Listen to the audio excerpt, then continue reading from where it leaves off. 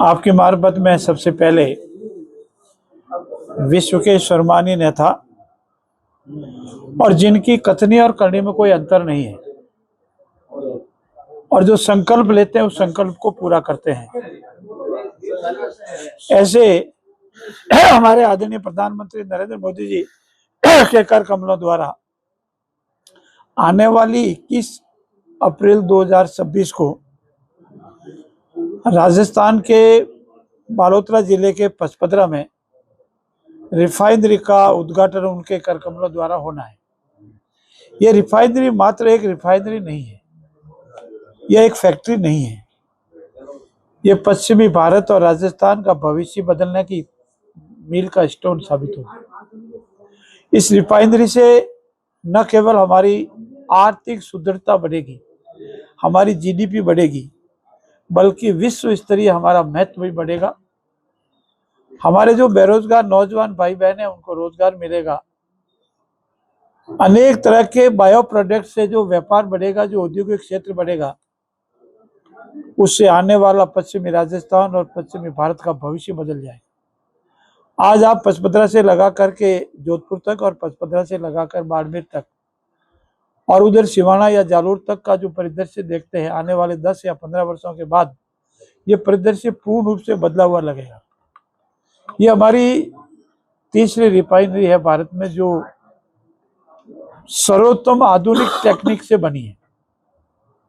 इस रिफाइनरी का जुलाई में कॉमर्शियल प्रोडक्शन प्रारंभ होने की पूरी संभावना है और उसके बाद ऐसी संभावना व्यक्त की गई है। अर्थशास्त्री बता रहे हैं कि भारत को करीब 21,000 करोड़ रुपए का सालाना रेवेन्यू प्राप्त होगा, राजस्थान को 4,000 से 5,000 करोड़ का सालाना रेवेन्यू प्राप्त होगा और ये जीडीपी बढ़ाने में बहुत बड़ा काम करता है।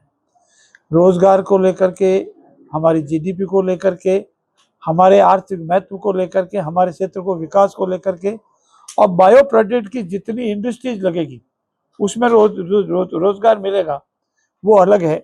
ऐसी स्थिति में हमारे यशस्वी मुख्यमंत्री आदरणीय भद्रलाल जी ने इस हेतु जो बार बार प्रयास किए और इसको अंतिम चरण तक पहुंचाया है, उसके लिए भी उनका बहुत बहुत धन्यवाद व आभार। और मैं आप सबसे, आपकी मार्फत सभी से आह्वान करता हूं कि आगामी 21 अप्रैल को जो ऐतिहासिक जनसभा आदरणीय नरेंद्र मोदी जी के सानिध्य में होने वाली है, उसमें आप सब बड़ी से बड़ी संख्या में, अधिक से अधिक संख्या में पधारें और इस जनसभा की, जन सैलाब की हिस्सा बने, शोभा बढ़ाएं। ऐसे मेरी आपकी मार्फत आम जन से विनती है। सर, आप नियमित रूप से छोड़ते नहीं है, इसके पीछे क्या क्योंकि वो धर्म है या जो समस्या नियमित रूप से सामने ज्यादा आ रही है? देखिए, समस्या का समाधान करेंगे तो समस्या आएगी, आनी भी चाहिए। समाधान नहीं करते हैं तो आदमी नहीं आता है। जहाँ इच्छा होती है वहाँ आदमी आता है, जहाँ सफलता मिलती है, जहाँ तमन्ना पूरी होती है वहाँ आदमी जाता है, भगवान के घर भी जाता है। हमें हमारे आदरणीय नरेंद्र मोदी जी ने जब पहली क्लास ली तब, और हमारे यशस्वी मुख्यमंत्री आदरणीय भद्रलाल जी ने और हमारे देश और प्रदेश के नेतृत्व ने बताया कि हमको जो सेवा का अवसर दिया, जनता में हमें विश्वास किया, उस पर हमको खरा उतरना है। हम ये गारंटी नहीं ले सकते 100% हमारी समस्या का समाधान करें, लेकिन हम इस बात की गारंटी लेते हैं कि रात और दिन समस्या के समाधान में लगे रहेंगे। इसका निर्णय जनता और आप लोगों को करना है कि कितनी समस्या का समाधान हुआ या नहीं हुआ। लेकिन मैं आपको विश्वास से कह सकता हूं कि हमारे पास बिना किसी राजनीति के भेदभाव, बिना किसी क्षेत्रवाद के जो भी जनता आती है, जो भी फरियादी आता है, यथा योग्य हम उसका समाधान करने का पूरा प्रयास करते हैं।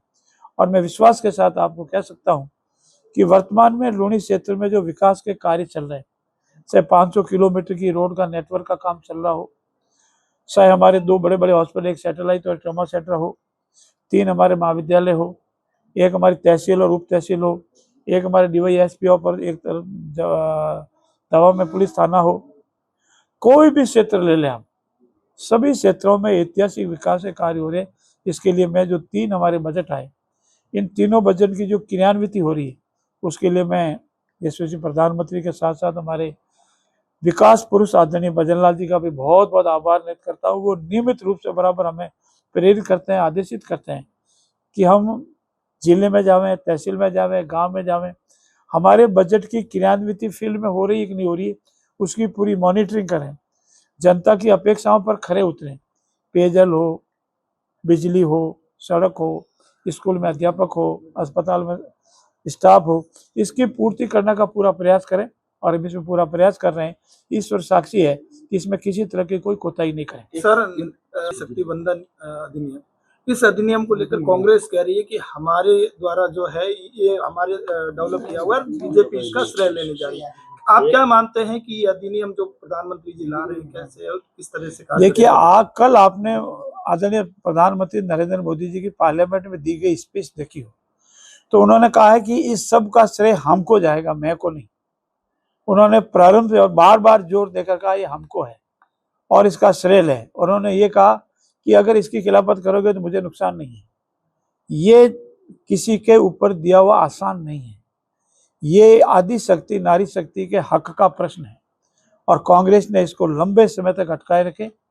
कोई भी कारण रहा होगा, राजनीतिक कारण रहा होगा, मनस्थिति नहीं रही होगी या और कोई कारण रहे होंगे, लेकिन मोदी जी का जो संकल्प है कि आदि नारी शक्ति को उसको अधिकार मिले, जनप्रतिनिधियों को उसका अधिकार मिले।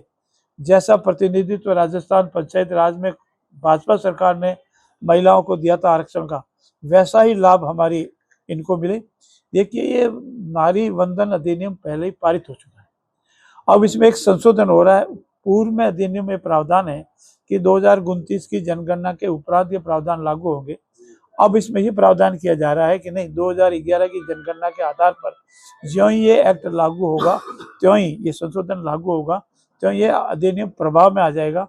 इसीलिए ये अधिनियम संशोधन का जो भी प्रावधान लागू होगा, पार्लियामेंट द्वारा पारित किया जाएगा, तुरंत प्रभाव से लागू हो जाएगा। मुझे विश्वास है कि आने वाला 2027 के बाद जितने भी इलेक्शन होंगे उन सब में महिलाओं को 33% आरक्षण मिलेगा और उसी अनुसार ये अधिनियम पारित होगा। सर, आपको नहीं लगता कि 33% की जगह महिलाओं को 50% दिया जाना चाहिए? क्योंकि महिलाएं पुरुष से कंधा मिलाकर काम कर रही है, चांद पर जा रही है, हर जगह महिलाएं साथ दे रही है। क्या ये बिल्कुल सही है कि नारी शक्ति आज हर क्षेत्र में आगे बढ़ रही है और उसी से हमारे हिंदुस्तान का विकास हो रहा है, पर कहीं न कहीं प्रारंभ होता है।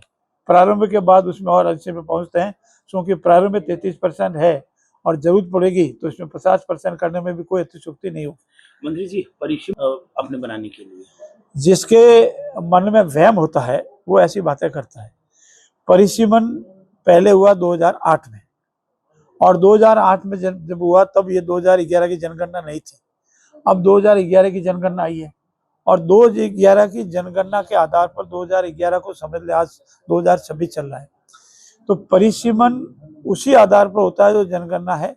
दूसरा, आदरणीय प्रधानमंत्री जी और हमारे गृह मंत्री जी ने बार बार पार्लियामेंट में स्टेटमेंट दिया है, जिम्मेवारी से स्टेटमेंट दिया है कि चाहे दक्षिण के राज्य हो, चाहे पश्चिम के राज्य हो, चाहे पूर्व के राज्य हो, चाहे उत्तर के राज्य हो, किसी के साथ अन्याय नहीं होगा, सबको बराबर प्रतिनिधित्व मिलेगा। ऐसी स्थिति में इस संबंध में वहम करने की या राजनीति करने की कोई आवश्यकता नहीं है।